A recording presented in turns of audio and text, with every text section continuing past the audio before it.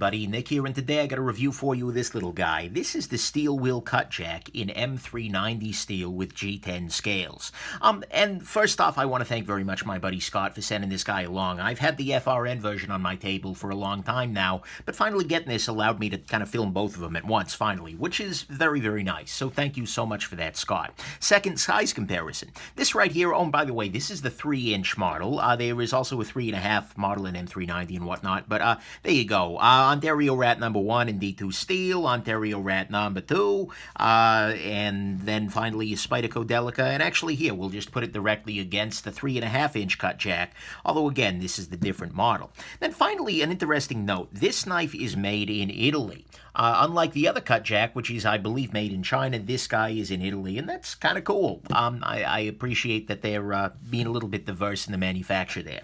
So let's go ahead and talk about the good, the great, the bad, and the ugly of this particular knife. One other quick note though, I will be doing a separate video that is a direct comparison of the M390 version versus the FRN.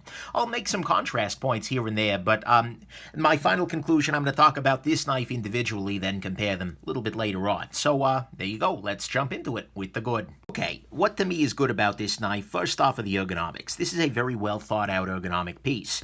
It's got a nice finger choil, it's got this nice finger groove back here, so this locks into the hands nicely along with the thumb ramp. Then it's got the swell in the back here. Look, in my relatively small hands, this is a great ergonomic showing, and it works well in a hammer grip as well. You can even go reverse grip and it's okay. Look, ergonomically speaking, this is great, and that's a beautiful, beautiful thing. Next thing, I love the size of this guy.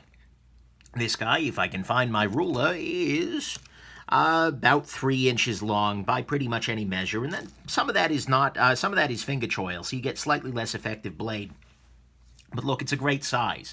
And in terms of size in the pocket, it's not huge either. We compare it to, say, a Spyderco Delica, and you can see, although it's got the pocket pecker in the back, it's relatively narrow, and it's well canted. I mean, the clip makes this ride fairly well for the pocket, and you can see here that you even miss that flipper tab a little bit as you're carrying it, so that's pretty excellent. So I like the size very much. Next thing on this guy, the blade has just an incredible steel and a very nice swedge up there, but M390 is one of the best steels in the world, if not the best steel, for a lot of everyday carry sorts of uses. And so that's very nice. And then finally, on the good side, I absolutely do love the action on this guy. This is a knife that is running on bearings, and it's running very nicely on bearings. It deploys 100% of the time reliably and feels great. And I mean, frankly, the liner lock on it is solid, and then it's got a very nice, it's a great action. And so to me, that is absolutely what's good about this knife, is that you've got nice ergonomics here. You've got a good blade with a very, very good steel. You've got a great action, and then this size is very, very nice for carry, and very, very nice, certainly in my hand there. So that's what's good here. Let's talk about what's great. To me, what's great about this knife 100% is the value here.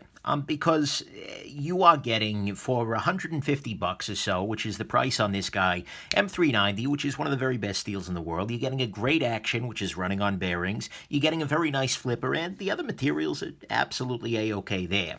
And so what you're getting here is an absolutely high-end steel and good construction at a very mid-range price. And so that's what this Cutjack version has going for it 100%, is that value. You can get a whole bunch of high-end steel at a much, much lower end sort of price. So there you go. Let's talk about what's bad, because sadly, there's bad. The bad side, first off, I don't like this choice of G10. So G10 is a fine material, and it can be done very, very attractively. I mean, this knife here, this is the Benchmade 940-2, and it's in G10, and it's a very pretty sort of finish. But this is a very rough G10. It's sort of along the lines of what Cold Steel uses. And unfortunately, although it's great for grip, this is a knife that has a lot of inherent gripitude to it. It's got jimping, it's got contours. This is not going anywhere in your hand, no matter what this is made out of. This could be made out of KY and jellyfish, and it'd still stay in the hand.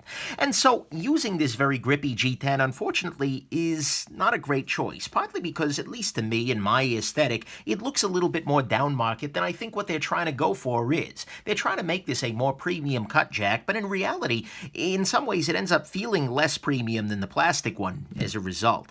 So I would have preferred they use a more polished G10. The other reason I say that is not just because I'm a snob, but because this collects gunk in it. I mean, you can see here around the clip, this is showing signs of use and wear way more readily than the FRN version here.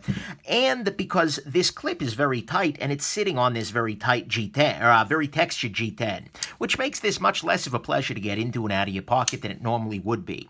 And so I feel like this is a knife that is a little bit let down by this material here. If this were a more polished G10, if it was something a little bit more interesting, a micarta or something, this could be even higher end feeling and could really amplify that feeling of value that you're getting previously.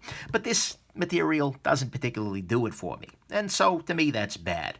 The other bad thing about this guy is that the grind is not very impressive. You can see here that this guy is pretty thick behind the edge, and in fact it is way thicker behind the edge than the D2 version, and this is the 3-inch, so it could be that it's that the 3-inch is thicker than the 3.5.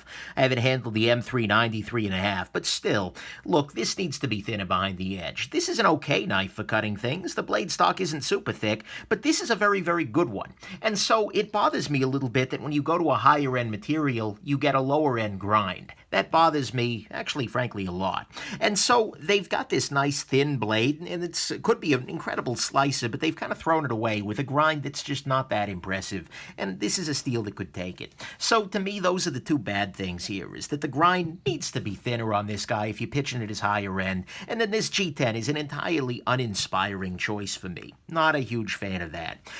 Let's go into the ugly. The ugly thing to me, and this is very subjective and maybe a little nitpicky, is the branding issue here. These two knives are very, very different knives. This is FRN, this is G10, this is D2, this is M390, this is on bearings, this is on washers. This is made in Italy, this is made someplace else. Look, these are, from any other company, these would be two different models here. But Steel Will has made the decision to call these both the Cutjack. And that's frustrating to me as a reviewer and as a human, because if I tell somebody, oh, you should pick up a Cutjack, they could end up buying this, or they could end up buying this. And it's in fact confusing to look at the Cutjack and realize, wait a second, these are entirely different things. The price differs by $100. I would much prefer had they called this the Cutjack and this the Cut King, or the Queen, or something like that. I think that would have been better. And so I really feel like these need to be better distinguished in their lineup, because calling these two things the same knife, even if these were both 3.5, I think is kind of not disingenuous. They're not trying to pull a fast one. But it's very confusing. And so, to me, that is absolutely ugly, is that these two things shouldn't be the same thing. Let's go into final conclusions here. This has been a hard knife for me to review and to film the conclusion for, frankly, because there is a lot to be said in both directions. It is a very nice knife. It's got a very nice action. It's got a very, very, very nice steel. And you know, it's quality. It's a good, solid knife, and the value, I think, is there, particularly if you value the steel heavily. But at the same time, it's got some flaws. I'm not a big fan of this G10, particularly underneath the clip, and then the grind on this, they could have done way better on. And that's not a big deal, but it is something that bugs me a little bit. And the thing is, to me, the price point of this is in hotly contested territory. $150 or so is right in the area of a lot of high-end stuff. You are well past the Spyderco PM2, way past like your Delica, ZDP, all that. You are in the vicinity of the ZT-0450, which is a high-end full titanium, great action, S35VN, which is a very, very good steel sort of knife. I mean, and so that's in the same territory. You're not so far off a Benchmade 940, which is towards the high end of life. Look, this is just in hotly contested territory, and whether this is a great value to you, whether this is a great deal, and whether this is interesting to you, in some ways comes down to how you value the steel. What Steel Will is kind of, I feel like at some level they're putting a lot of their eggs in the, yeah, but it's M390 basket. And look, M390 is a great steel. It's one of the greatest, if not the, in my personal life and for my personal uses. But at the end of the day, the difference between D2 and M390 is substantial. I mean, there is a big difference there. But for a lot of people in their everyday carry, it's not all that substantial. And so I have trouble with the fact that you could buy for $40 this guy in, well, a smaller version of this guy in D2 steel, or you could pay, $100 more for the same thing on bearings. The other thing I'll say is that the fact that this is on bearings, in some ways, although it makes the action, the action's great here, but the action is great on this guy on washers, and so in some ways I feel like it loses a little bit of what made the budget guy a little bit more unique and different. And so I'm in this weird territory. It's a great value having M390, but I'm not sure how much that's actually important. And by going away from the washers, it makes it a little bit less cutjacky and a little bit less, unique, a little bit less different. And as a result, the whole knife becomes, in my opinion, a little bit less compelling. And so where it comes down to it, I can acknowledge that this is a very nice knife. I love the size, I love the action, love the steel. But at the same time, for $150, I'm not necessarily sure where I would go, and I feel like I would be much happier buying the budget sort of cutjack, and then doing something else interesting with that remaining $100. But hey, what do I know? If you love this design and you want a better steel, then sure, go for it. Why not? So there you go.